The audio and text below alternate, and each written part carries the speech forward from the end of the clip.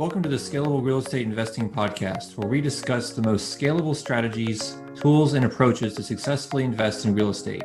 Learn how to make the most impact of your time, automate your real estate investing business, find off-market deals with minimum time invested, and leverage your capital to create as many income streams as possible so that you can achieve true financial independence.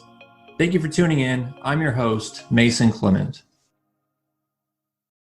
Hi, Scalable Investors. Before we get into today's episode, I'd like to tell you about a group that I'm a part of called Hivemind. If you're serious about taking the next step in your real estate investing career, then this is definitely a group that you need to join. Some of our members are making $90,000 and more per month, and as much as $300,000 on just one deal. And at the same time, you don't have to spend thousands of dollars like you typically would joining other mastermind groups. This is only $99 per month. And when you join, you'll gain access to a robust integrated CRM software that allows you to track your leads, run automated triggers, and ultimately scale your marketing efforts. So the difference here is that you're not left high and dry, but gain access to a support network that allows you to use that tool and learn from other more experienced real estate investors. So to learn more, go to scalablerei.com/hivemind. That's HIVEMIND. Thanks a lot. Let's get into the episode. Hi, Scalable Investors. Thanks for tuning in to another episode of Scalable Real Estate Investing. I'm your host, Mason Clement. And today we have with us Whitney Sewell, who is a seasoned real estate investor, podcast host, philanthropist, founder of Lifebridge Capital.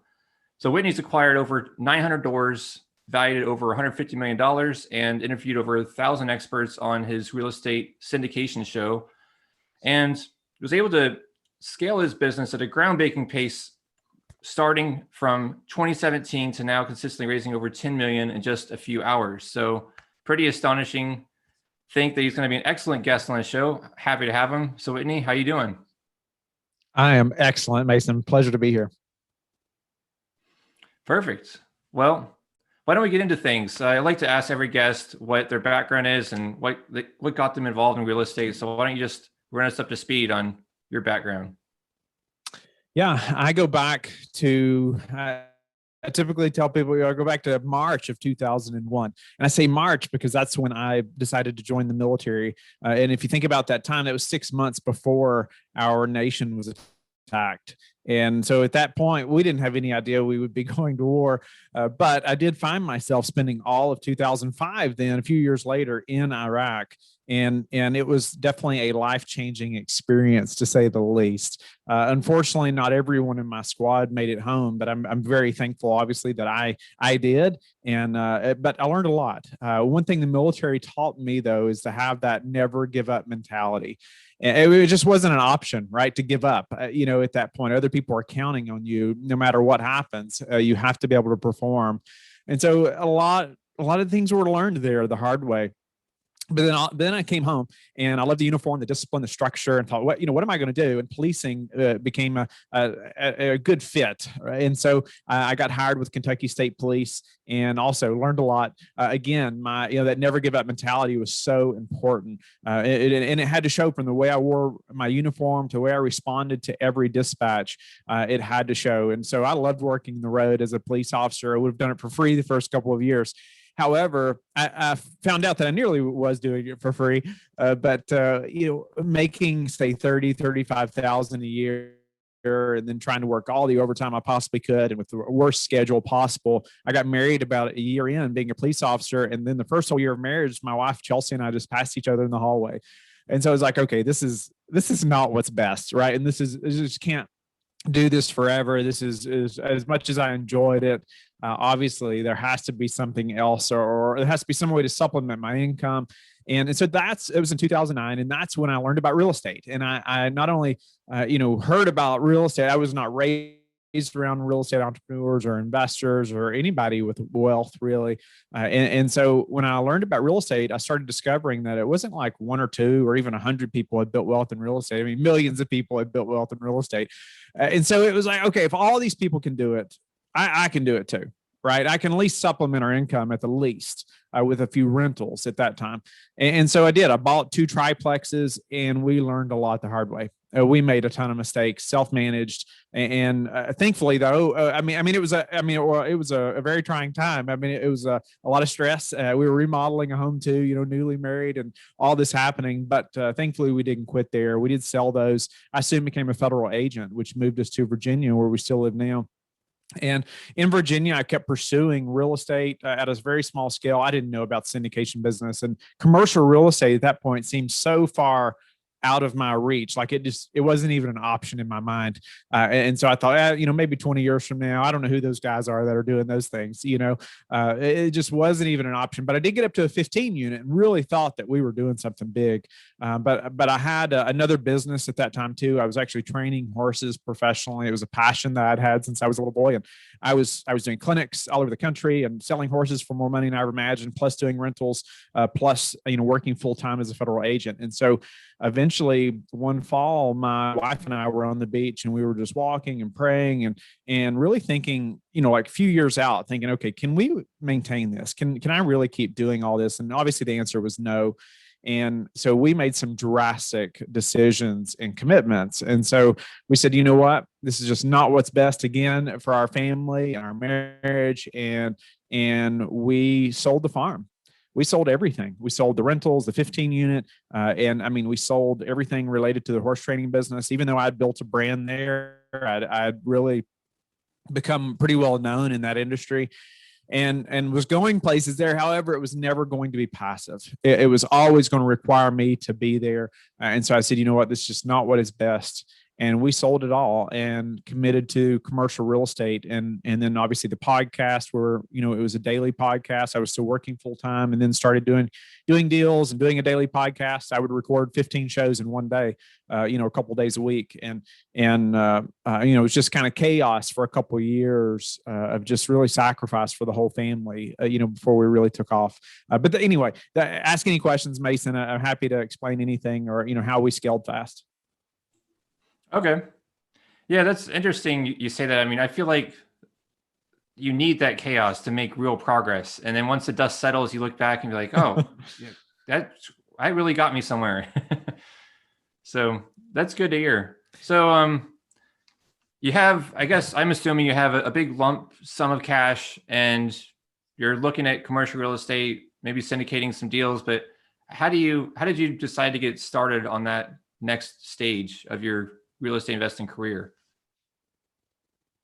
Great question. I did not have a big or a lump sum of cash, and we had actually started our third adoption process, and that was going to take. If listeners aren't familiar with adoption, we were adopting our third child, and that process can cost like $40,000 to $60,000, and that's our big why, our big mission behind Lifebridge Capital. Happy to talk about that.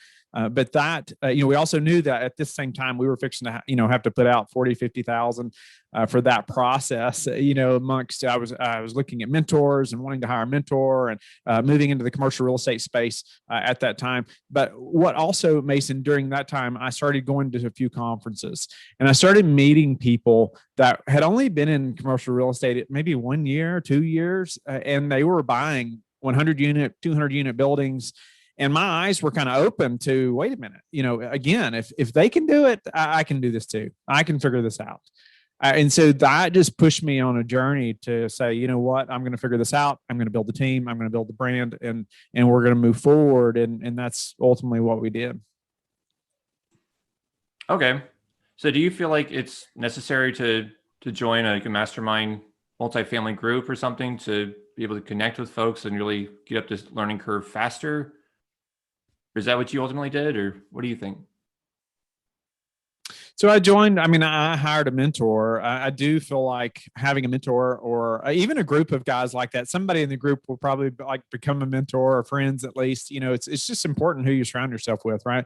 You want to be surrounded by people who are way ahead of you. Obviously we all want to bring people up as well that are behind us, but it's important that you are surrounded by people that are ahead of you. And that's what I try to do. By these conferences, I started meeting people. I was traveling at least twice a month to different conferences all over over the country and networking as hard as I could go.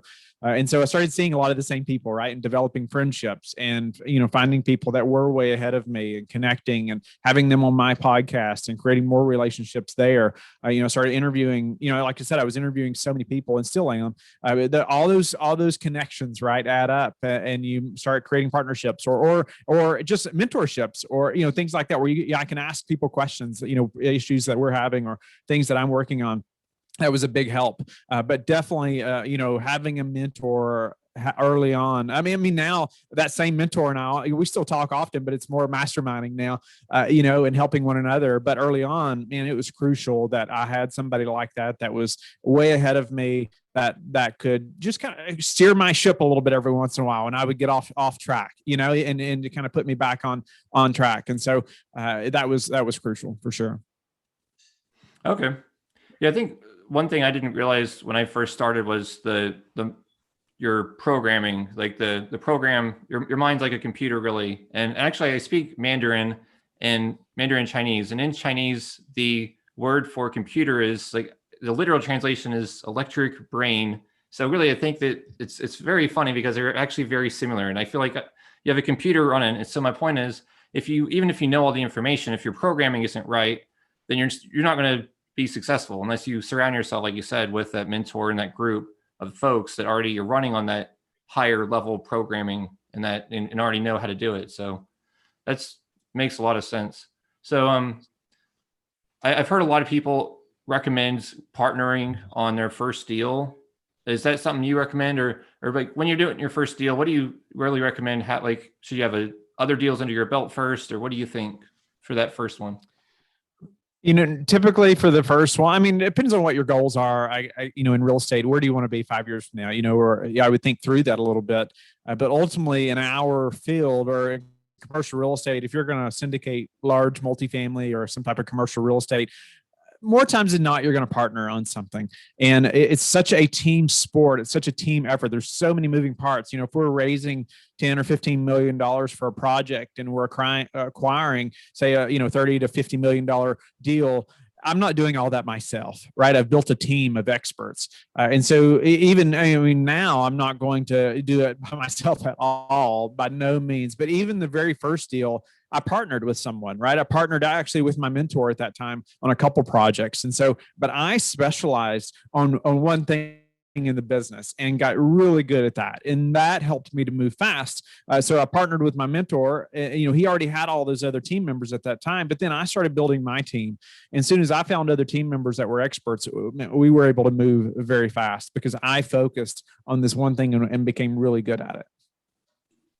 So as an example, what is that one thing that you were focusing on? So at that time, and even now, it's the marketing, it's the investor relations, it's the raising capital side, of our business, the branding, and really learning how to treat investors like they want to be treated, or like I would want to be treated, as a passive investor, and really thinking through every contact that we have with them. I mean, now I have other team members that help me with that, as we've scaled, but getting really good at that, has helped us to move very fast. Okay.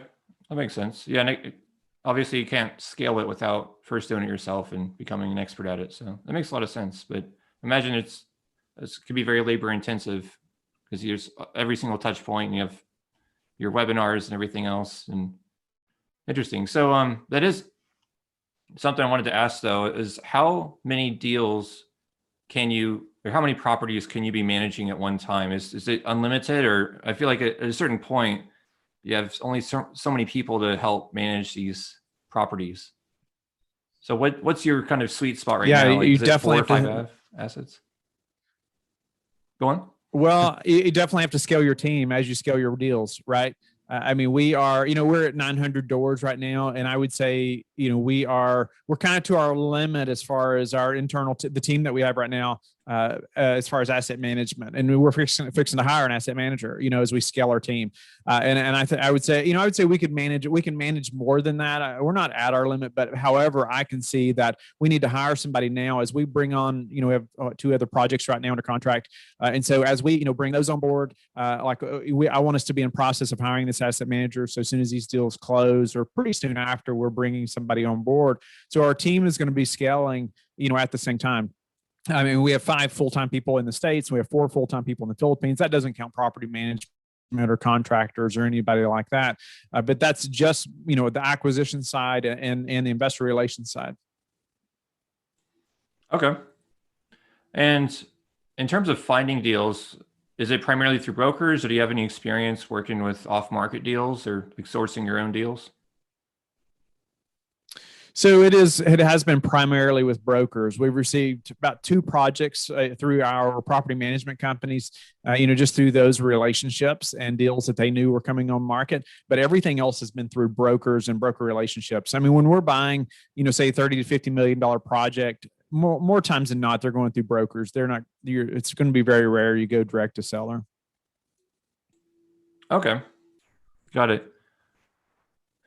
Yeah, just curious because there's various property types. You have like wholesaling and off-market deals more common than not. But on this property type, it does seem like it's largely dominated by brokers, but just curious on that front. So what are some of like the biggest pitfalls you've learned as you've gone through and managed these multifamily properties? Yeah, I would say some of the biggest pitfalls or mistakes I made was on that first project or first property, the 2 triplexes, even in 2009, and we learned a lot the hard way. I'll just never forget. Just really not doing proper due diligence. Didn't hire, say, experts that to look at the AC units, or experts. Say an expert roofer. I did hire an inspector to come, and he did his entire inspection. I followed him through every nook and cranny, but ultimately he was just saying this is working, or this is not working. It didn't help me think through. And, and I didn't push him probably enough either to think through, well, how long are these things going to last, right? When should I be planning to replace these things? Just the unexpected things like that, but also trusting the seller and the realtor way too much at that time. But again, first property, we learned a lot. Thankfully, we didn't lose any money, but we lost a lot of sleep, to say the least. But that was just a massive learning point, and really teaching us that, man, we need some more people on our team that are experts, that we can learn from, or maybe an advisor or coach or mentor or somebody like that. Yeah, someone that says, well, did you think about this or that? And it's like something, I guess, when you had your blinders on, we're not even aware of it, huh? That's right. You get emotional, right? Especially for the first one, right? You get emotional. You're just trying to get this thing closed. We just got to get this deal done, or, because you just have these big visions or dreams or whatever it may be. But oh my goodness, it's so important to have that advisor, that coach or mastermind, somebody that's on your team, right? That's been there and done that. So you can just, hey, a 10-minute call with somebody like in the due diligence process of that deal could have helped us drastically, right? To have not done the deal, potentially. I'm thankful we did now, because we probably, let's say it was a massive success. We may have just stayed thinking, small multifamily and kept doing that, right? But because of that, it pushed us to do different things, or different things happened, right? So I'm thankful now, but at the time it was quite stressful. Yeah. Well, I think that's how you really become successful, is working through those tough times, right? Yeah, for sure. So you mentioned like the life of an AC unit. What are the typical lifespan of these different pieces of equipment at a property? I would say hire an HVAC expert to come and look at your property. I mean, if we're buying a property that's 200 units, we're going to have an expert there that's going to look at we're walking in every unit and we're documenting those things, right? Whether that AC unit lasts 10 years or 20 years, I mean, it's going to vary quite a bit per region of the country and type of unit that you have, right? If you're in the north, or you're in the south, or on the coast, depending on the environment, that's going to change quite a bit. And so, but that's where I wish I'd had an expert. I mean, most of those guys probably would have done it for free, right? If you find an HVAC guy in the community to say, hey, I'd love to use your services in the future, but I'd love your help, or even offer to pay them 30 minutes just to come and look. It was 6 units, right? I mean, he could have probably done it in 15 minutes and told me so much more than I would have ever known trying to figure it out on my own, right? And it probably would have saved us so much money, to have said, hey, I'll pay you, quite a bit, just for an hour of your time just to come by. That would have been so worthwhile. Okay. Yeah, I bet. Yeah, and your properties are, I forget which part of the country are you primarily focusing on? Colorado and Idaho. Okay.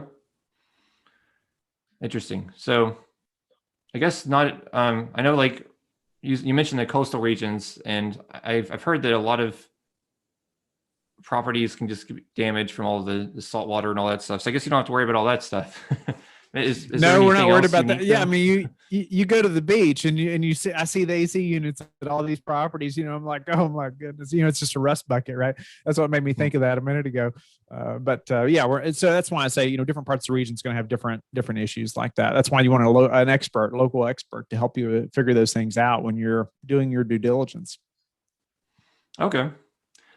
Changing gears a little bit, I know that as a general partner or sponsor on the deal, you can earn asset management fees, but I've always been curious, like if I'm the sponsor on the deal, like how much would that be in my pocket if I say had 1 or 2 partners? Because I imagine it depends on how many GPs you have on the deal, but what does that look like?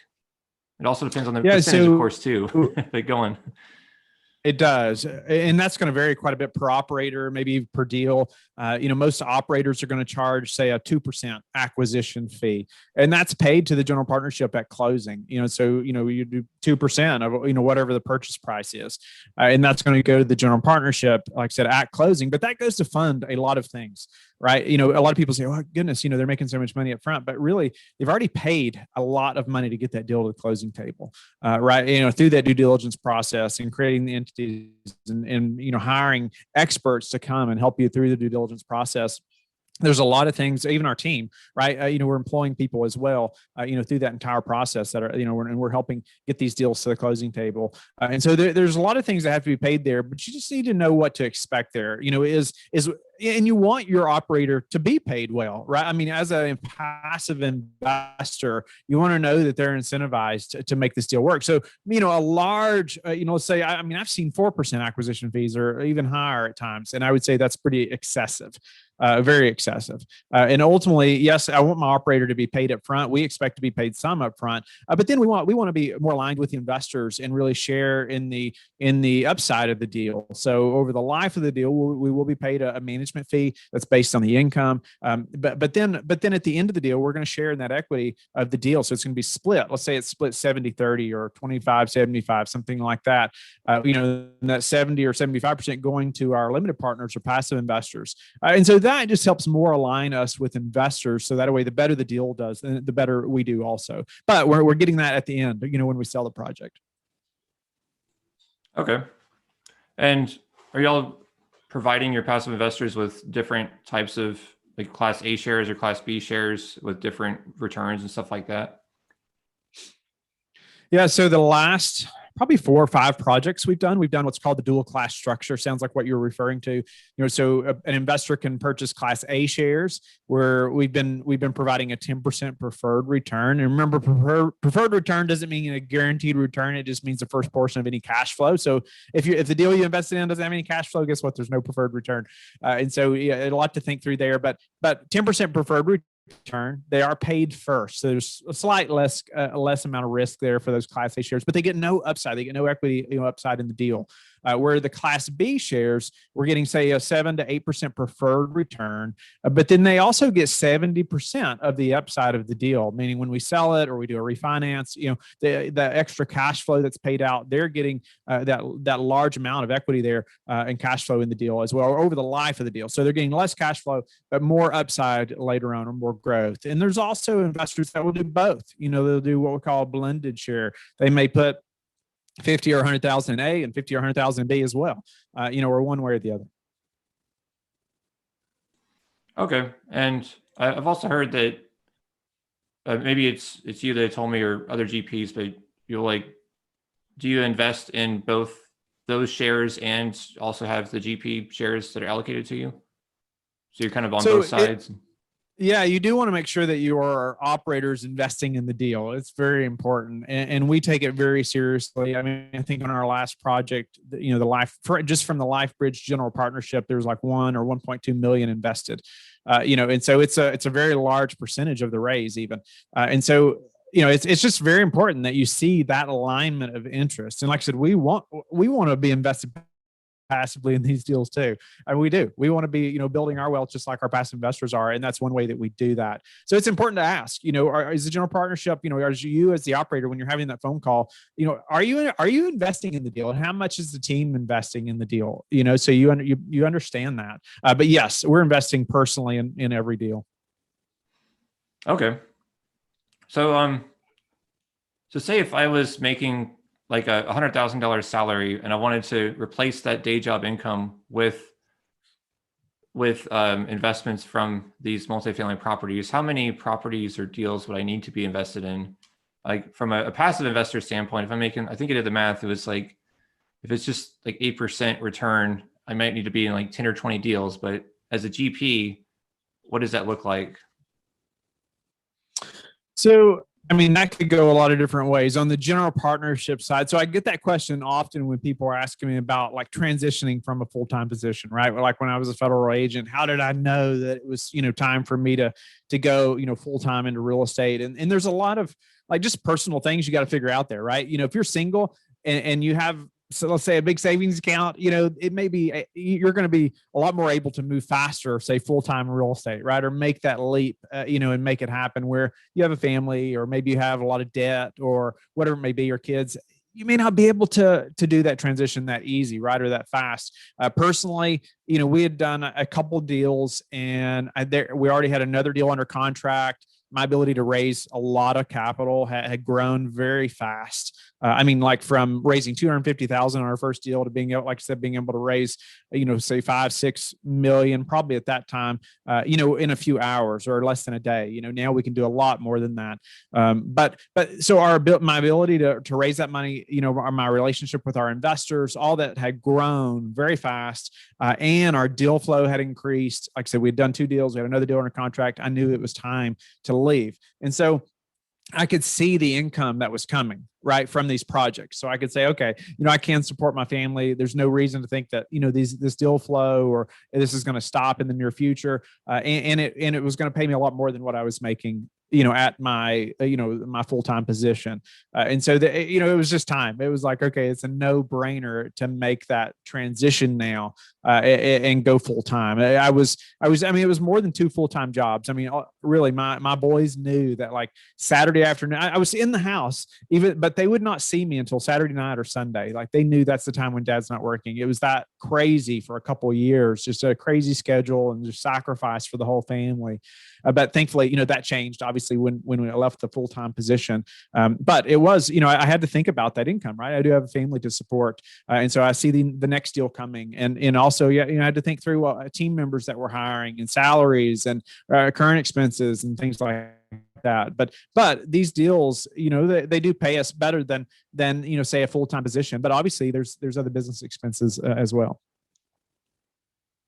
Okay. So in terms of like a savings account, I know a lot of people have different runways, but did you feel like, oh, I need to have 6 months in a savings account as a buffer, or 12 months, or did you not even consider that aspect? I mean, I would love to have 6 months of savings. I think we had that, in the account at that time. But I think too, yes, I want that buffer. I want that reserve budget, just like we do for our properties, right? We're going to have 6 to 9 months of expenses and a reserve budget from day one, when we close one of these big deals. And so, personally, yes, I wanted us to have a reserve budget and think through, say 6 months, of expenses to ensure that we could survive, as a family, preferably more than that. But that, that's something you're going to have to assess personally, hopefully with you and your spouse, if you're married. Okay. Yeah, that makes sense.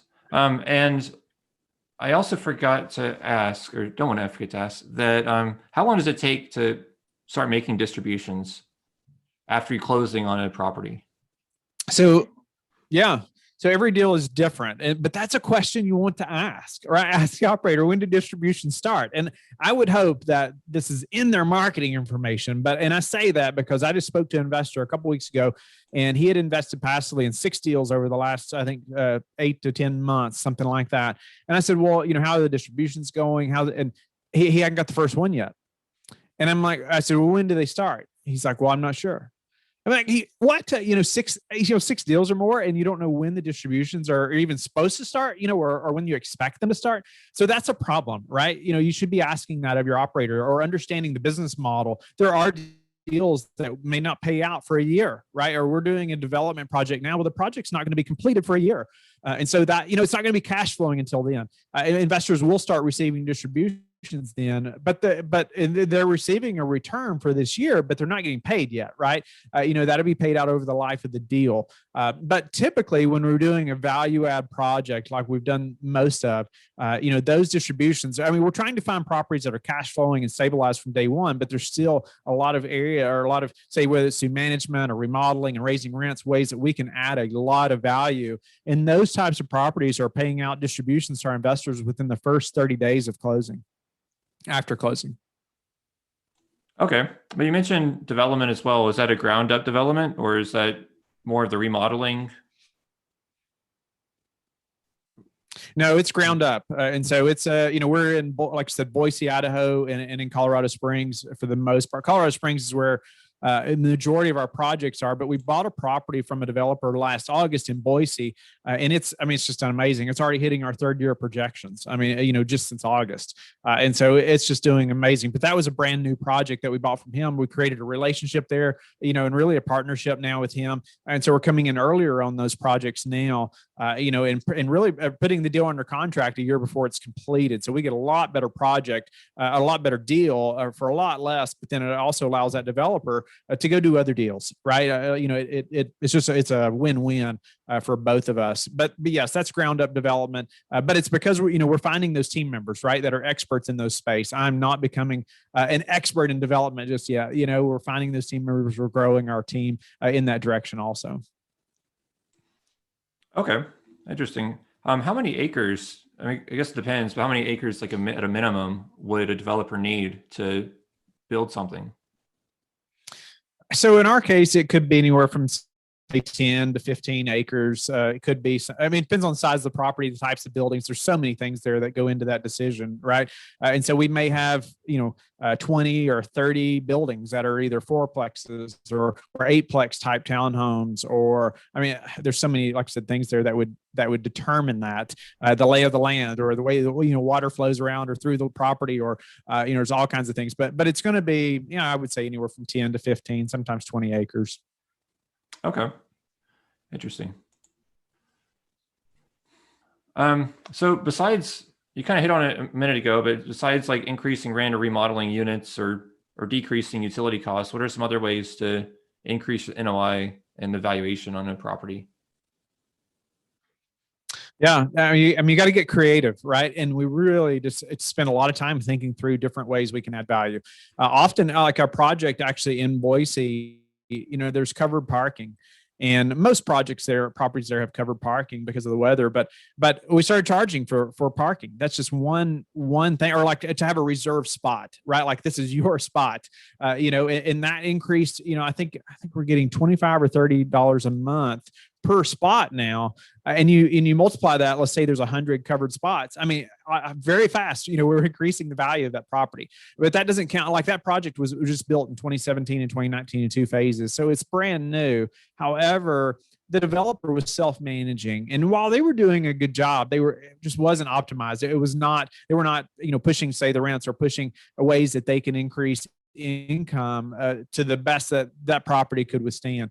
And so just putting in better management alone helped us to increase the value in a big way. Like I said, going from, within a few months, in less than a year, meeting our 3rd year projections, there's a lot there that's happened, but finding that he didn't have a bad management company, but ultimately they were not just maximizing all the ability of that property. And that's what it's allowed us to do, is be able to go in there and say, oh, okay, now we can charge for, charge this amount for pets, or charge this amount for the covered parking, or, that's just a few ways outside of just better management alone, like providing value to the tenants that you should be doing. Okay. That reminds me of, on a prior episode, Neil Blawa was on here talking about, he had one of his VAs in the Philippines watching the security cameras and identifying tenants that had lied on their application about saying, no, I don't have a pet. And then they would have them, and then they would charge the fee on that and increase that NOI. So very interesting. But all of those are good.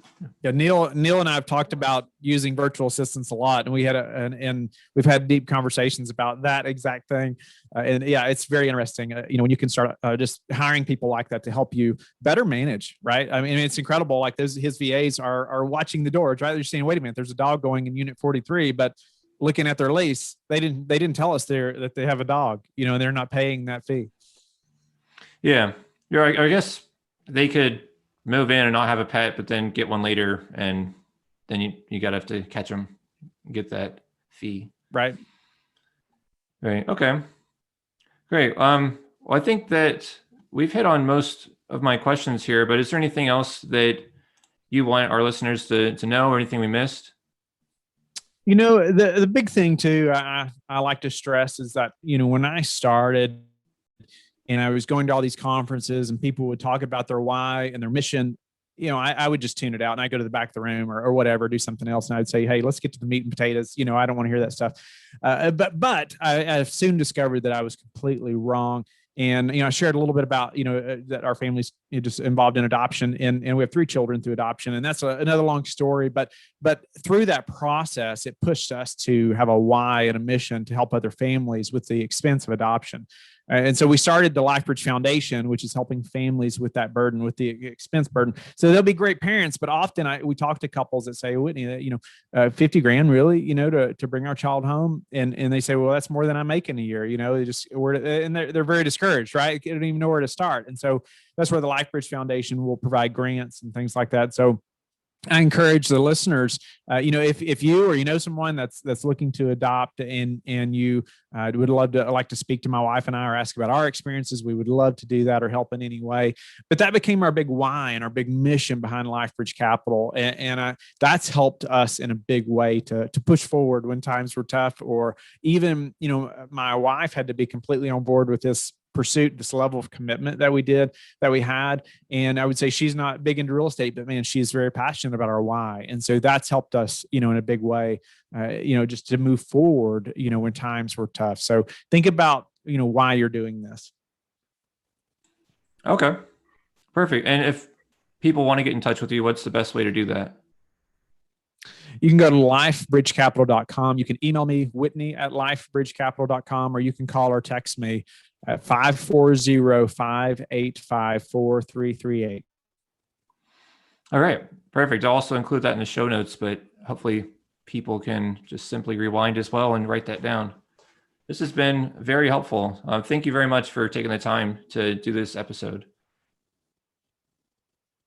My pleasure, Mason. All right, great. Thanks.